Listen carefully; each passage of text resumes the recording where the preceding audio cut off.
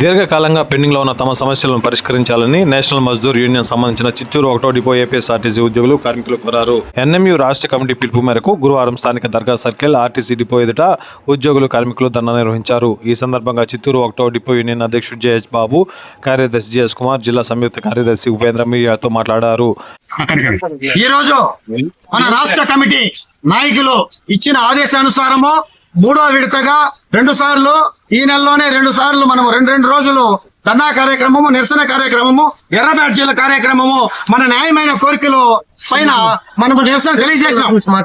కానీ ఆ న్యాయమైన కోరికలు సమస్యల పరిష్కార దిశగా ప్రభుత్వము మొండి వైఖరి అవలంబిస్తున్న సందర్భంలో 3వ విడతగా ఈ రోజు ప్లే కార్డ్స్ ప్రదర్శన చేస్తూ గేట్ ముందు 10:30 గంటలకు విరామం సమయంలో ధర్నా చేయమని చెప్పి మన రాష్ట్ర కమిటీ ఆదేశాలు ఇచ్చింది.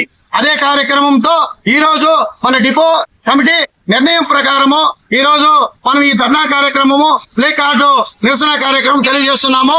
ఈ కార్యక్రమంలో మన కమిటీ, రాష్ట్ర కమిటీ నెక్స్ట్ ఏ స్టెప్ తీసుకున్నా ధర్నా కార్యక్రమానికి ముందుండి విజయవంతం చేయాలని, అదే విధంగా రేపు జరగబో కార్యక్రమంలో ధర్నా కార్యక్రమంతో పాటు నిరసన కార్యక్రమంలో అదే విధంగా బంద్ కూడా పిలుపునిచ్చే సూచనలు మనకు దగ్గరగా కనిపిస్తా ఉంది. ఈ బంద్ను కూడా మనం ఏకతాటిపై ఉండి డిపో సమస్యలన్నిటి మీద ఏకతాటిపై ఉండి ఈ పరిష్కారం చేసుకోవాలని నేను జిల్లా కమిటీ తరఫున పిలుపునిస్తున్నాను.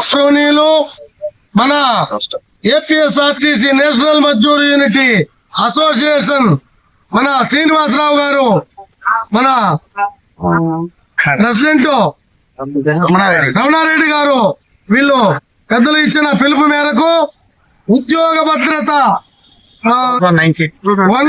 2019 వెంటనే అమలు చేయాలి.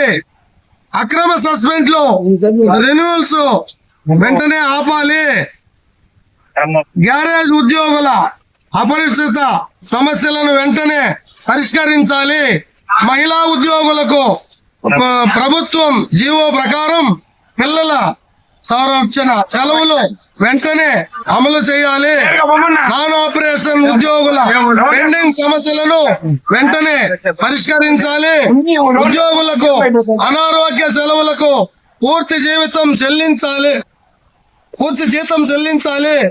ఈహెచ్ఎస్ స్థానంలో పాత వైద్య విధానాన్ని పునరుద్ధరించాలి. 1/19 సర్కులర్ ని వెంటనే అమలు చేయాలా. విహెచ్ఎస్ పద్ధతి పాత విధానాన్ని కొనసాగించాలా. నైట్ అవుట్ అలవెన్స్ 150 నుండి 400 పెంచాలా. తర్వాత అక్రమ సస్పెన్షన్ రిమూవ్స్ ని ఆపాలా. మేనేజ్మెంట్ మా సమస్యలు పరిష్కరించి కోరుకుంటూ